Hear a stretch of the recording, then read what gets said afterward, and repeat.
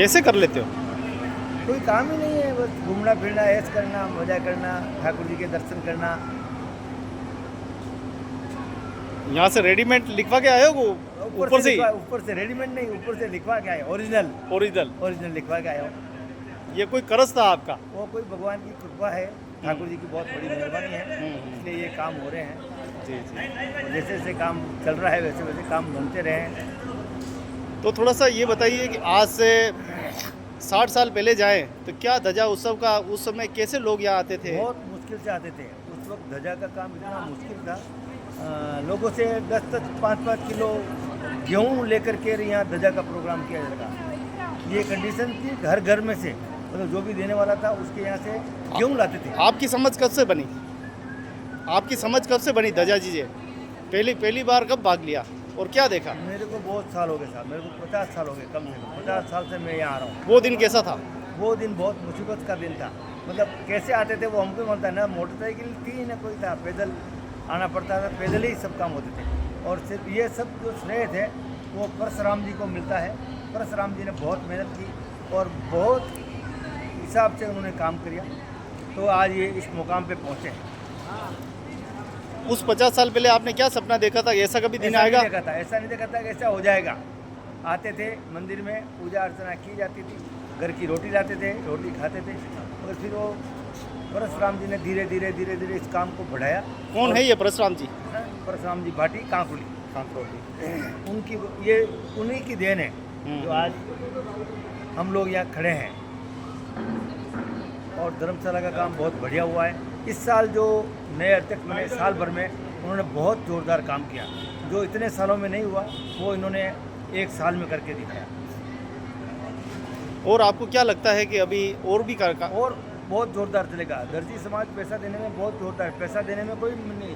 इस बार भी हम कम से कम 15 लाख रुपए बॉम्बे से ले आए और 5 लाख रुपए यहाँ इकट्ठे कर दिए।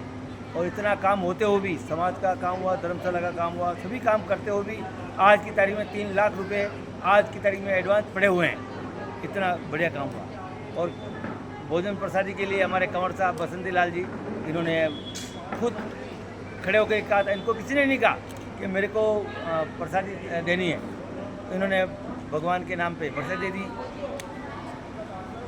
किसी को कहने की जरूरत नहीं पड़ी कि इस बार कौन प्रसाद बनाएगा, अगर इन्होंने अपने स्वेच्छा से चल करके कहा कि इस बार प्रसादी मैं दूंगा। और प्रसादी का भव्य प्रोग्राम किया इन्होंने, जो आज दिन तक किसी ने नहीं किया, वैसा प्रोग्राम इन्होंने किया।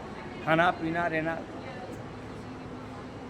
मांगे बिन मोती मिले और बिन मांगे भी। सही बात। क्या ये सार्थक है? सार्थक है साहब, बिल्कुल सार्थक है। उनकी इच्छा थी भाई मेरे को भोजन देना है, तो उन्होंने भोजन दिया। भोजन का काम बहुत बढ़िया, शानदार काम किया। खाना भी बहुत बढ़िया बनाया। अभी नुक्ती पूड़ी, आलू मटर की सब्जी, नमकीन, सुबह बेसन की चक्की, खिचड़ी, पूड़ी, दाल, खट्टी छाछ। तो वो दिन आपको याद है जब माता का दामन पकड़ के यहाँ आए? हाँ, बिल्कुल बिल्कुल, माता का दामन पकड़ के यहाँ आते थे, घर का टिप्पण लाते थे, रात भर भजन पार्टी पंचायती होती थी। और आज भी पंचायती हो ही रही है, समाज की पंचायती होती रहेगी। वैसे विश्व की लंबी ध्वजा का श्रेय क्यों जाता है? आखिर समाज में क्यों ऐसा प्रचलन है? तो ये कई टाइम से वैसे चला आ रहा है। वैसे जो समाज का जो है हिसाब चल रहा है, उसी हिसाब से जैसे कैलाशपुरी चलती है ध्वजा, वैसे वैसे यही चलती है। ये हमारे अध्यक्ष साहब आ गए, सत्य पे चलने वाले। सत्य पे चलने वाले। और इन्होंने जो काम किया वो शायद कोई भी अध्यक्ष नहीं कर सकता है। इतना सुंदर काम किया, जिंदगी में जिन पहली बार इन्होंने ये काम किया वो यही काम कर सकते हैं। मैं इनसे रिक्वेस्ट करता हूँ, ये कुछ दो शब्द कहेंगे। हाँ, दो शब्द क्या है, मैं भी भाग्यशाली हूँ जो चोकड़ा हरारा के पटेल साहब अध्यक्ष महोदय एवं उनकी कार्यकारिणी द्वारा मुझे भी ऐसे विशाल समारोह में शामिल होने का अवसर दिया।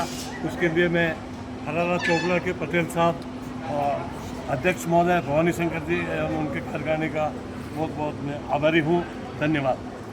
हाँ बस, ओके, धन्यवाद। एक चीज़ और कहनी थी मेरे को, वो आपके लिए है कि ईश्वर की चक्की चलती बड़ी धीरे है। हाँ, मगर आटा बहुत बारीक पीसती है।